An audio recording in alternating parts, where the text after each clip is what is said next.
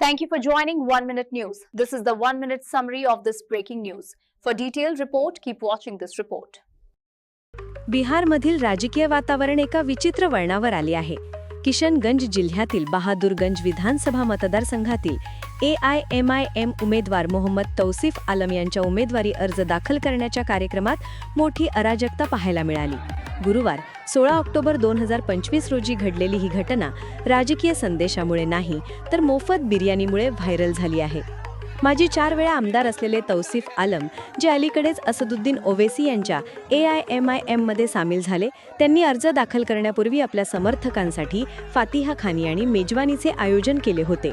मात्र 2000 लोकांसाठी तयार केलेल्या बिर्याणीसाठी 10,000हून अधिक लोकांची गर्दी जमली, ज्यामुळे परिस्थिती पूर्णपणे हाताबाहेर गेली. व्हायरल व्हिडिओमध्ये समर्थक बिर्याणीच्या प्लेट्स हिसकावून घेण्यासाठी आक्रमकपणे ढकलाढकली आणि चेंगेनचिंगरी करताना दिसत आहेत. संपूर्ण परिसरात कायद्याचे आणि सुव्यवस्थेचे उल्लंघन झाले. या प्रकारामुळे निवडणुकीतील मोफत भेटवस्तू, फ्रीबीज आणि आदर्श आचारसंहितेच्या संभाव्य उल्लंघनाचा मुद्दा ऐरणीवर आला आहे.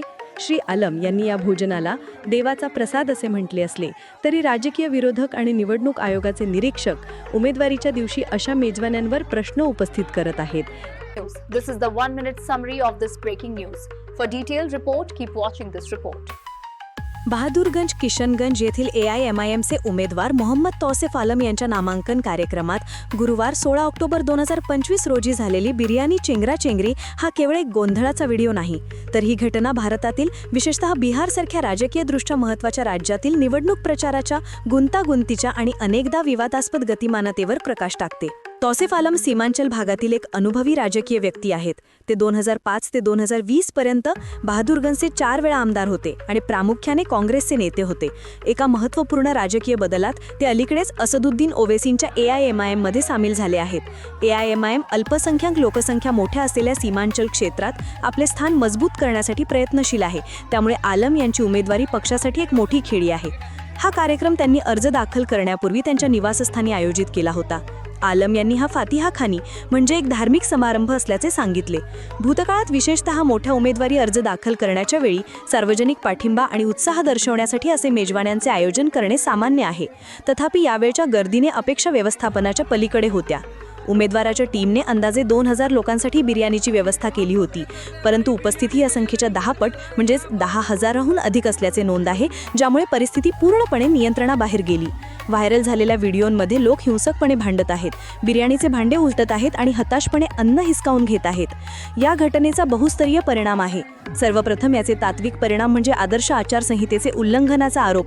विशेषतः उमेदवारीच्या दिवशी अन्न किंवा इतर प्रलोभने वाटणे मतदारांना लाच देण्यासारखे मानले जाऊ शकते. निवडणूक आयोग आणि प्रतिस्पर्धी पक्ष हा मुद्दा उपस्थित करतील अशी अपेक्षा आहे. दुसरे म्हणजे ही घटना सार्वजनिक कार्यक्रम आयोजित करण्याची उमेदवाराची क्षमता आणि सुरक्षतेबद्दल गंभीर प्रश्न निर्माण करते.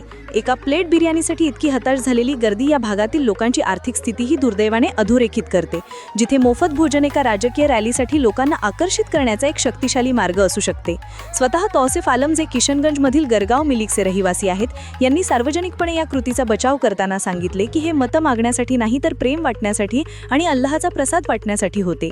सध्या कोणत्याही FIR किंवा पोलीस तपास अधिकाऱ्याच्या नावाची अधिकृत पुष्टी नसली तरी स्थानिक राजकीय वार्ताहरांचे म्हणणे आहे की बहादुरगंज पोलीस स्टेशन चेंगराचेंगरी किंवा आचारसंहिता उल्लंघनाच्या कोणत्याही अधिकृत तक्रारींवर लक्ष ठेवून आहे.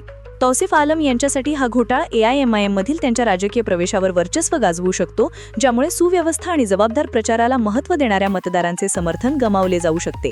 बिर्याणी लूटचे दृश्य म्हणजे AIMIMने बिहारमध्ये एक शिस्तबद्ध राजकीय शक्ती म्हणून स्वतःला सादर करण्याचे उद्दिष्टही क्षणभर धोक्यात आले आहे.